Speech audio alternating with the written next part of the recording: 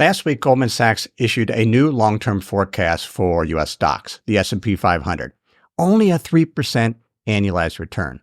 Now, their range of return was between negative 1% and 7%.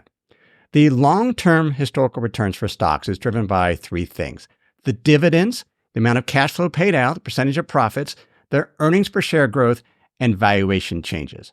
Over the past decade, U.S. stocks have returned close to 13% annualized, so a 3% return is much less. Let's look at how those three drivers contributed to the 10-year returns for U.S. stocks. For that, we can go to Asset Camp, our stock and bond market research platform. If we go over here and look at the 10-year return, it was 12.7% annualized. 1.8% of U.S. stock returns came from dividends. The earnings per share growth was 7.3%, and a whopping close to 4% came from stocks getting more expensive.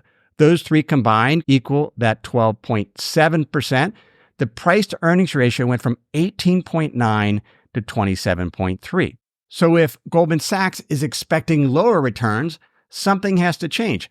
Earnings growth has to either fall or stocks need to get less expensive. We can look at that on our Asset Camp expected return model. We'll start with the current dividend yield of 1.3%. If we assume earnings growth will be the average 5-year earnings growth of 6.7%, and stocks fall to their long-term average as measured by the PE ratio, that would combined equal a 3.9% return.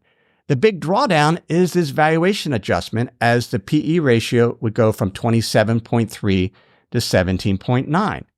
Now, we could also see earnings fall. Let's look at a scenario where we see a drop in earnings. Here we have the same dividend yield of 1.3%.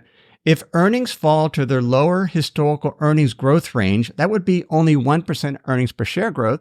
And if valuation stayed the same with PEs of 27.9, then we get a 10-year expected return of 2.2%. The point is, forecasts have underlying drivers. Historic returns, underlying drivers. It's the dividends, the earnings per share growth, and any change in valuations. Those are the three levers that come together for historic returns and expected returns. We'll see what happens, but negative 1% to 7%, that seems like a reasonable rate of return forecast for the S&P given how expensive it is.